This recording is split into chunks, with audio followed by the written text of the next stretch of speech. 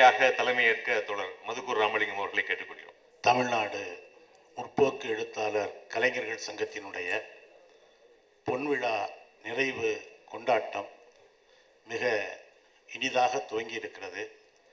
மேடையிலே அமர்ந்திருக்கக்கூடிய இந்த அமைப்பை உருவாக்கிய நடத்தி கொண்டிருக்கிற மரியாதைக்குரிய தோழர்களே, தமிழ்நாட்டினுடைய பல்வேறு பகுதிகளில் இருந்து வருகை தந்திருக்கிற அன்பிற்கினிய தோழர்களே, சகோதரிகளே, பல்வேறு தோழமை அமைப்புகளிலே இருந்து இந்த அமைப்பை வாழ்த்துவதற்காக வழிநடத்துவதற்காக வருகை தந்திருக்கிற தலைவர்களே, உங்கள் அனைவருக்கும் சங்கத்தினுடைய மாநில குழுவின் சார்பில் பணிவான வணக்கத்தையும் வரவேற்பையும் தெரிவித்துக் கொள்கிறேன். மிகச்சரியாக 10 மணிக்கு நம்முடைய நிகழ்வு என்பது துவங்கி இருக்கிறது. ஒரு குறிப்பிட்ட நேரத்தில் அனைத்து நிகழ்ச்சிகளையும் நடத்தி முடிக்க வேண்டிய ஒரு கடப்பாடு நமக்கு இருக்கிறது. நான் மிகச் சுருக்கமாக இந்த பொன்விழா நிறைவு கொண்டாட்டத்தினுடைய தலைமையுரையை நிகழ்த்தலாம் என்று இருக்கிறேன். இந்த சங்கம் உருவானது அவசர நிலை காலத்தில் மதுரையில் திடீர் நகர் அப்படின்னதுக்கு பேர். 35 செம்மலரில் எழுதி கொண்டிருந்த ஒரு 35 எழுத்தாளர்கள் அந்த திடீர் நகரில், அதுக்கு உண்மையான பேர் மதுரகவி பாஸ்கரதாஸ் நகர், ஆனால் நம்ம ஆளு அதுக்கு திடீர் நகர் அப்படின்னு வச்சுட்டாங்க. இந்த திடீர் நகரில் மோட்டார் யூனியன் சங்கத்தில் ஆரம்பித்த சங்கம். நீங்கள் என்ன சாதிச்சிருக்கீங்கன்னு கேட்டால், 50 வருஷத்துக்கு முன்னால் மோட்டார் யூனியன் சங்கத்தில் ஆரம்பித்த சங்கம் இன்னைக்கு வரைக்கும் நிற்காம ஓடிக்கிட்டு இருக்கு அப்படிங்கிறதே ஒரு மிகப்பெரிய சாதனை தான். இடையில பிரேக் டவுன் ஆயிராதா இந்த சங்கம் என்று நம்முடைய எதிரிகள் எதிர்பார்த்தார்கள். நம்முடைய அமைப்பை உருவாக்கிய பல தலைவர்கள் இங்கே வருகை தந்திருக்கிறார்கள். இதை நாம் பொன்விழா என்று 50 ஆண்டுகளை நிறைவு செய்து நம்முடைய சங்கம் சரியாக இன்றைக்கு 51வது ஆண்டிலே நாம் அடியெடுத்து வைத்திருக்கிறோம். இது பொன்விழா என்பதை உலோகத்தின் மதிப்பிலே நாம் சொல்லவில்லை. ஏன்னா தங்கம் பொன் என்பது ஒரு உயர்ந்த பொருள் என்கிற அர்த்தத்தில் நம்ம சொல்லலை. நம்முடைய தலைவர்கள் எதற்காக இந்த சங்கத்தை மதுரை தமுக்கம் மைதானத்தில் ஆரம்பித்தார்கள் என்று தெரியவில்லை. ஏன்னா தமுக்கம் என்பது மதுரையில் தினம் தினம் போர் நடக்கிற ஒரு இடம். ஆனால் இந்த அமைப்பை உருவாக்கி தமுக்கத்தில் ஆரம்பித்த சண்டை 50 ஆண்டுகளாக இடைவிடாமல் நம்முடைய கருத்தியல் எதிரிகளோடு நாம் விடாமல் யுத்தம் செய்து கொண்டே இருக்கிறோம். நாம் ஒதுங்கி போனால் கூட வம்பை இழுத்து இழுத்து சண்டைக்கு இழுக்கிறாங்க. அப்படி இந்த உலோகத்தின் மதிப்பில் அல்ல, இந்த சங்கம் ஒவ்வொரு நாளும் நெருப்பிலே புடம்போட்டு எடுக்கப்பட்டு இன்றைக்கு பொன்விழா கண்டிருக்கிறது என்கிற அர்த்தத்திலே தான் நாம் இதை பொன்விழா கொண்டாட்டம் என்று சொல்லுகிறோம். அண்மையிலே தான் ஜூன் 25ஆம் தேதி இந்த அவசர நிலை காலத்தினுடைய அந்த 50 ஆண்டுகள் நிறைவடைந்தது. அது ஜூன் 25. நம்ம சங்கத்தை நம்ம தலைவர்கள் உருவாக்கியது ஜூலை மாதத்தில்.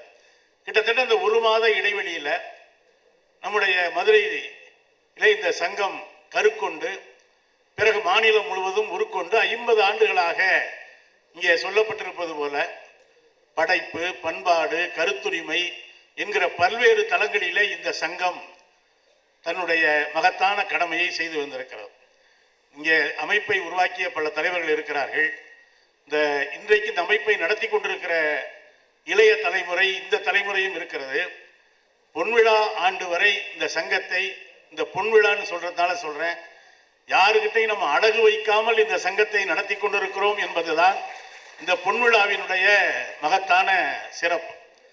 இந்த சங்கம் உருவாக்கப்பட்ட பொழுது வெளியில் எழுதியிருக்காங்க, என்ன திடீர்னு முற்போக்கு எழுத்தாளர்கள் சொல்லிட்டு இலக்கிய உலகத்துக்குள்ள வர்றாங்க, இது ஏதோ பாத்திர கடைக்குள்ள யானை புகுந்த மாதிரி இவங்க புகுந்திருக்காங்களே, என்னவெல்லாம் உருட்ட போகிறார்களோ என்று அன்றைக்கே உருட்டி இருக்கிறார்கள். ஆனால் இந்த பாத்திர கடைக்குள் யானை புகுந்தது என்று அன்றைக்கு சொன்னார்கள். என்ன அர்த்தத்தில்னா, இவர்களுக்கும் இலக்கியத்துக்கும் என்ன சம்பந்தம்? இவர்கள் எல்லாம் பிரச்சாரம் செய்பவர்கள், இவர்கள் எப்படி கலையை இலக்கியத்தை அணுகுவார்கள்? கலை என்பது புனிதமானதல்லவா, பவித்திரமானதல்லவா, யாரும் தீண்டக்கூடாதல்லவா?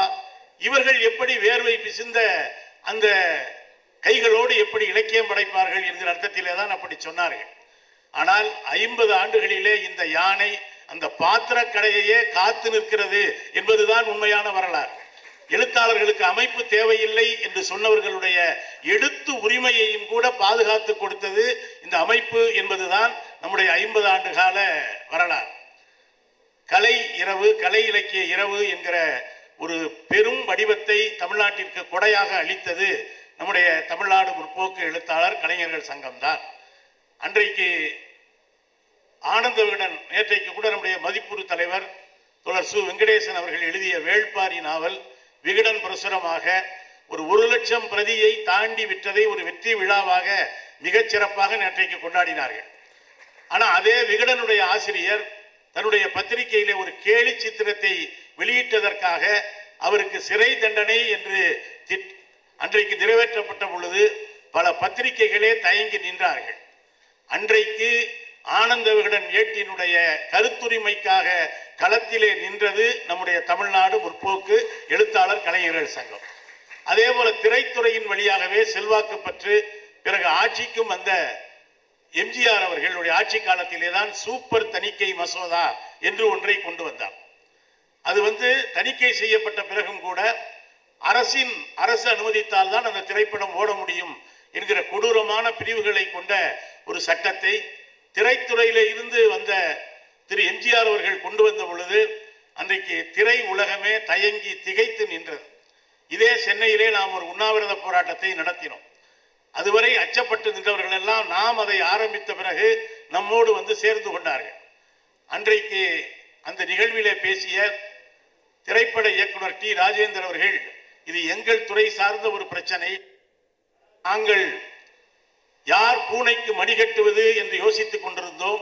முற்போக்கு எழுத்தாளர் சங்கம் அந்த வேலையை, பூனைக்கு மடிகட்டுகிற வேலையை செய்தது என்று சொன்னவுடன் அன்றைக்கு நம்முடைய தலைவராக இருந்த இந்த அமைப்பை உருவாக்கிய மிகப்பெரிய தலைவர் தோழர் கே முத்தையா அவர்கள், நாங்கள் முற்போக்கு எழுத்தாளர்கள் பூனைக்கு மட்டுமல்ல, தேவைப்பட்டால் புலிக்கு கூட நாங்கள் மணிகட்டுவோம் என்று அன்றைக்கு சொன்னார்கள். அன்று துவங்கி இந்த கருத்துரிமை எப்பொழுதெல்லாம் பாதிக்கப்படுகிறதோ அப்பொழுதெல்லாம் களத்திலே நின்று நாம் களமாடி இருக்கிறோம் என்பதுதான். கொரோனா கொடுங்காலத்தில் கூட, நாம் நேரடியாக சந்திக்காத காலத்திலும் கூட இணைய வழியாக கிட்டத்தட்ட 50-60 கருத்தரங்குகளை பல்வேறு பொருண்மைகளில் தாமுக நடத்தி இருக்கிறது. இன்றைக்கு நம்முடைய பெருமரியாதைக்குரிய நம்முடைய ஆய்வாளர் ஆர் பாலகிருஷ்ணன் அவர்கள் இங்கே வருகை தந்திருக்கிறார். இன்றைக்கு கீழடி மீண்டும் சர்ச்சைக்கு உள்ளாகி இருக்கிறது. நான் ராமனுடைய காலடி குறித்து காப்பியத்தில் பல இடங்கள் உண்டு. ஏன்னா அந்த காலடி பட்டுத்தான் ஒரு பெண்ணே விமோச்சனம் பெற்றால் என்றெல்லாம் அதை வச்சு கூட புதுமைப்பித்தன் ஒரு கதை எழுதியிருக்கிறார், சாப விமோச்சனம்னு. ஆனா அன்னைக்கு ராமனுடைய காலடி பட்டு ஒரு மண்ணாக கிடந்தவள், கல்லாக கிடந்தவள் பெண்ணானாள் என்பது வரலாறு என்றால், ஆனால் இதே கீழடியில மரியாதைக்குரிய அமர்நாத் ராமகிருஷ்ணன் அவர்கள் ஆய்வை நடத்தி அதனுடைய அறிக்கையை கொடுத்த பிறகும் அதை வெளியிட மறுக்கிறார்கள். என்ன சொல்றாங்கன்னா, அதை திருத்தி எழுதி கொடுங்க, நாங்க சொல்ற மாதிரி எழுதுங்கன்னு சொல்றாங்க. மனச்சாட்சி உள்ள அந்த ஆய்வாளர் எழுத முடியாது என்று மறுத்து அதன் காரணமாகவே பணியிட மாற்றம் செய்யப்பட்டிருக்கிறார். நான் ஏன் இப்ப ஸ்ரீராமனை சொல்றேன்னா, அமர்நாத் ராமகிருஷ்ணனை தொடர்ந்து ஸ்ரீராமன் என்பவர் ஒன்றிய அகழ்வாய்வுத்துறையின் சார்பில் கீழடிக்கு அனுப்பப்பட்டார். அன்றைக்கு நம்முடைய அன்பு தலைவர் டி கே ரங்கராஜன் கூட கீழடிக்கு அந்த இடத்தை எல்லாம் பார்வையிட்டார். அப்பொழுது அமர்நாத் ராமகிருஷ்ணன் தான் பொறுப்பிலே இருந்தார். பிறகு அவர் தூக்கி அடிக்கப்பட்ட பிறகு ஸ்ரீராமன் என்பவரை கொண்டு வந்தார்கள். அவர் சொன்ன ஒரே வார்த்தை, இங்க ஒண்ணுமே இல்லை அப்படிங்கிறது தான். அவங்க எதிர்பார்த்த எதுவுமே கிடைக்கல, உருப்படியாக எதுவும் கிடைக்கவில்லை என்று சொல்லிவிட்டு போனவரை, ஓய்வு பெற்றவரை அழைத்து, நீங்கள் சொன்னதை எழுதி கொடுங்கள் என்று கேட்கிறார்கள். நான் எதுக்காக அந்த கீழடியை சொல்றேன்னா, கீழடி பொதுவெளியில் இந்த அளவுக்கு கவனம் பெறாத நிலையில் முதலாக அதை பொதுவெளிக்கு எடுத்து சென்ற இயக்கம் தமிழ்நாடு முற்போக்கு எழுத்தாளர் கலைஞர்கள் சங்கம் என்பதை நான் தன்னடக்கத்தோடு சொல்ல விரும்புகிறேன். அன்றைக்கு நாம் இதே சென்னையிலே தமிழர் உரிமை மாநாடு என்று நடத்திய பொழுது கீழடியிலே இருந்து நாம் பிடிமண் கொண்டு வந்தோம். அப்போது கூட பலரும் நம்மை கிண்டல் செய்தார்கள். இதான் தமிழ்நாட்டில் மண்ணல்றதுக்கு நிறைய பேர் இருக்காங்கல்ல, இப்ப எதுக்கு இவங்க வேற தேவையில்லாம மண்ணல்றாங்கன்னு கூட சொன்னவர்கள் உண்டு. ஆனால் அன்றைக்கு நாம் எடுத்த அந்த பிடி மண் தான் இன்றைக்கு கீழடியில ஒரு அருங்காட்சியகமாக மாறி இருக்கிறது. தமிழர்களுடைய பண்பாட்டை பல்வேறு இடங்களிலே அது குறித்து பேச வேண்டும் என்கிற நெருக்கடியை உருவாக்கி இருக்கிறது. இப்படி சொல்லிக்கொண்டே போகலாம். இந்த அமைப்பில் ஏராளமான எழுத்தாளர்கள், படைப்பாளர்கள், கலைஞர்கள். நம்ம முதல்ல துவக்கும் பொழுது நம்முடைய தலைவர்கள் எழுத்தாளர்களாக கூடி ஆரம்பித்ததாலே தமிழ்நாடு முற்போக்கு எழுத்தாளர் கலைஞர்கள் சங்கம் என்று எழுத்தாளர் சங்கம் என்றுதான் பெயர் வைத்தார்கள். 1936 தான் அகில இந்திய விவசாயிகள் சங்கம் துவக்கப்பட்டது. அதே ஆண்டிலே தான் நம்முடைய இப்டாத் இந்திய நாடக மன்றம் துவக்கப்பட்டது. அதே ஆண்டிலே தான் நம்முடைய பிரேம்சந்த் உள்ளிட்ட பல எழுத்தாளர்கள் கொண்டு அகில இந்திய முற்போக்கு எழுத்தாளர் சங்கம் என்பதை பொதுவுடைமை இயக்கம் உருவாக்கியது. தமிழ் ஒளி நம்முடைய தமிழ்நாட்டினுடைய செயலாளராக இருந்து அதை வழிநடத்தி இருக்கிறார். பிறகு தொடர்ச்சியற்று போன நிலையில் தமிழ்நாடு கலை இலக்கிய பெருமன்றம் உருவாகி அதன் பிறகு 70களிலே நாம் தமிழ்நாடு முற்போக்கு எழுத்தாளர் சங்கம் என்பதை உருவாக்கினோம். பிறகு இதில் கலைஞர்களும் மிகப்பெரிய அளவுக்கு அன்றையிலிருந்து இருந்தார்கள் என்றாலும் கூட நாம் அதை கலைஞர்கள் சங்கம் என்று அதிலே ஒரு கலைஞர்களையும் சேர்த்தோம். ஆனால் உண்மையில் இன்றைக்கு இந்த அமைப்பு எழுத்தாளர்கள் மட்டுமல்ல, கலைஞர்கள், பண்பாட்டு போராளிகளை கொண்ட ஒரு பேர் இயக்கமாக வளர்ந்து நிற்கிறது. அன்றைக்கு ஒரு விதை போல இந்த மண்ணிலே விழுந்த தாமுயசா இன்றைக்கு ஒரு கோடி பறவைகள் கூடுகிற மிகப்பெரிய ஆலமரமாக விரிந்து நிற்கிறது என்று சொன்னால் அடிப்படையில் இந்த அமைப்பினுடைய ஜனநாயக தன்மை முழுக்க முழுக்க ஜனநாயகத்தன்மையோடு, கருத்து சுதந்திரத்தோடு, வெளியிலே மட்டும் கருத்து சுதந்திரத்தை அல்ல, அமைப்புக்குள்ளேயும் எது ஒன்று குறித்தும் முழுமையாக விவாதித்து அதன் அடிப்படையில் முடிவு செய்கிற ஒரு பெரிய கருத்து சுதந்திர உரிமையை நம்முடைய தலைவர்கள் நம்முடைய அமைப்பு அறிக்கையிலேயே உருவாக்கி வைத்திருக்கிறார்கள். அன்றைக்கு நம்முடைய அமைப்பு உருவானது பொழுது உலகம் ஒரு போர் அபாயத்தின் விளிம்பிலே நின்று கொண்டிருந்தது. நம்முடைய கொள்கை அறிக்கையை எடுத்து பார்த்தால் சமாதானம், உலக சமாதானம் என்பதை அழுத்தமாக அன்றைக்கு நம்முடைய அமைப்பு பேசி இருக்கிறது. இன்றைக்கும் கிட்டத்தட்ட உலகம் ஒரு போர் சூழலிலே நின்று கொண்டிருக்கிற நிலையில் தான் நம்முடைய தலைவர்களின் தீர்க்க தரிசனத்தை நம்மால் உணர முடிகிறது. அதுபோல கருத்துரிமைக்காக, பண்பாட்டுரிமைக்காக, மொழி உரிமைக்காக பல்வேறு போர்க்களங்களை இந்த அமைப்பு கடந்த 50 ஆண்டுகளில் நாம் நடத்தி இருக்கிறோம். தோழர்களே, உண்மையிலேயே மதுரையிலே பொன்விழாவினுடைய தொடக்கத்தை நடத்தினோம்.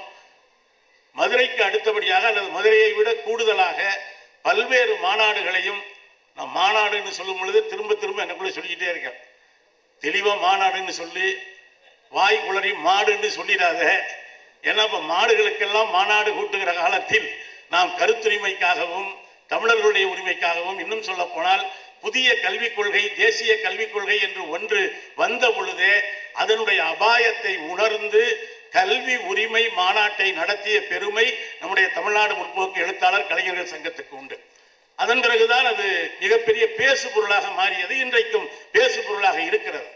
எனவே வரப்போகிற ஆபத்துக்களை எல்லாம் முன்னுணர்ந்து செயல்படுகிற ஒரு அமைப்பாக அகில இந்திய அளவிலும் சரி, உலக அளவிலும் சரி, தமிழ்நாட்டு அளவிலும் சரி, எழுத்து தளத்தில், சமூக தளத்தில், அரசியல் தளத்தில், பண்பாட்டு தளத்தில் பல்வேறு எதிர்வினை ஆற்றுகிற அமைப்பாக மட்டுமல்ல, பல்வேறு நிகழ்ச்சி நிரல்களை முன்வைக்கிற அமைப்பாகவும் நாம் கடந்த 50 ஆண்டுகளில் செயல்பட்டு வந்திருக்கிறோம். நான் ஒன்றை சொல்லி நிறைவு செய்வேன். இவர்கள் யாரோ கூடி மடம் கட்டிய கதையாக எழுத்தாளர்கள் கூடி இந்த அமைப்பை ஆரம்பிக்கிறார்களே, எழுத்தாளர்கள் ஒருவருக்கொருவர் ஒத்துக்கொள்ள மாட்டார்களே. இன்னும் சொல்ல போனா ஒரு எழுத்தாளன் சமயத்தில் தன்னையே ஒத்துக்கொள்ள மாட்டான், முதவரி எழுதிட்டு அவனே அடிச்சிருவான். இப்படி இருக்கிற ஒரு சூழல்ல எப்படி இவங்க எழுத்தாளர்களாக கூடி வாழ்வார்கள் என்று பலர் உண்மையிலேயே ஆச்சரியப்பட்டார்கள். ஆனால் 50 ஆண்டுகளை கடந்து விட்டோம். கிட்டத்தட்ட 25,000 உறுப்பினர்களை கொண்டதாக இந்த அமைப்பு உருவாகி இருக்கிறது. இன்றைக்கு நில எல்லையையும் தாண்டி உலகம் முழுவதும் தமிழ் தெரிந்த பலர் நம்முடைய உறுப்பினர்களாக இருக்கிறார்கள். இந்த இணைய வசதியின் காரணமாக இந்த 50 ஆண்டுகளில் இங்கே பல்வேறு கருத்து மோதல்கள் நடந்தது உண்டு. ஆனால் நிச்சயமாக எந்த ஒரு, நான் பொன்விழாங்கிறதால சொல்றேன், சேதாரம் இல்லாமல் இந்த அமைப்பை 50 ஆண்டுகள் நடத்தி இருக்கிறோம் என்பது வியாபாரம் அல்ல. இந்த அமைப்பின் அறம் என்கிற வகையில் நம்ம முதல்ல கொடுத்த முழக்கம், நச்சு இலக்கியம் ஒழிப்போம், நல்ல இலக்கியம் காப்போம், படைப்போம் என்பது நம்ம முதல் மாநாட்டில் கொடுத்த முழக்கம். இலக்கியத்திலே நச்சு இலக்கிய போக்குகளை எதிர்ப்போம், நல்ல இலக்கியம் படைப்போம். இப்ப பொன்விழா ஆண்டு நம்முடைய மாநில மாநாடு டிசம்பரிலே தஞ்சையிலே நடத்துவது என்று நாம் முடிவு செய்திருக்கிறோம். இதுல என்ன சொல்லியிருக்கோம்னா, வெறுப்பின் குற்றம் வீழ்க, அன்பே அறம் என எழுக. இந்த இரண்டு முழக்கங்களுக்கு இடையிலே நாம் முற்போக்கு தமிழ் மரபை முன்னெடுப்போம், மனு தர்ம தந்திரத்தை முறியடிப்போம் என்பன உள்ளிட்ட மாநில மாநாட்டு முழக்கங்களாக நாம் பல்வேறு முழக்கங்களை வைத்திருந்தாலும் கூட இந்த 50 ஆண்டுகளும் இன்றைக்கு நாம் வைத்திருக்கிற முழக்கம் ஒரு திருக்குறள்ல சொல்லுவாங்க, என்பு இல்லதனை வெயில் காயும் என்று சொல்லிவிட்டு, எப்படி எலும்பு இல்லாத புழுவை வெயில் சுடுமோ அதுபோல அன்பு இல்லாத இல்வாழ்க்கையாக இருந்தாலும் பொது வாழ்க்கையாக இருந்தாலும் அதை அறம் எனும் வெயில் சுடும் என்று வள்ளுவ பேராசான் சொல்லுவார். அதாவது அன்பு இல்லை என்றால் அறமே சுடும். அதனால்தான் நாம் அன்பையே அறமாக முன்மொழிந்திருக்கிறோம். எனவே இந்த அன்பையே அறமாக முன்மொழிந்து நம்முடைய பொன்விழா மாநாடு காண்கிறோம். இந்த 50 ஆண்டுகளில் இந்த அமைப்பை வழிநடத்தி கொண்டிருக்கிற எல்லோருக்கும் இந்த நேரத்திலே வணக்கங்களை சொல்லி, இந்த அமைப்பு ஒரு நதி போல எல்லோரையும் இணைத்து கொண்டு ஒரு 50 ஆண்டு காலம் ஓடி இருக்கிறது, ஈரம் காயாமல் இருக்கிறது என்று சொன்னால் நிச்சயமாக இந்த அமைப்பினுடைய கருத்தியல் தத்துவ வலிமைதான் தலைவர்கள் அல்ல, இந்த அமைப்பை தத்துவம் தான் வழிநடத்தி வந்திருக்கிறது என்கிற முறையில் அனைவருக்கும் மீண்டும் ஒரு முறை என்னுடைய வணக்கத்தையும் மாநில குழுவின் சார்பில் பொன்விழாவுக்கு வந்திருக்கிற அனைவரையும் வருக வருக வருக என்று வரவேற்று என்னுடைய தலைமை உரையை நிறைவு செய்கிறேன். நன்றி, வணக்கம்.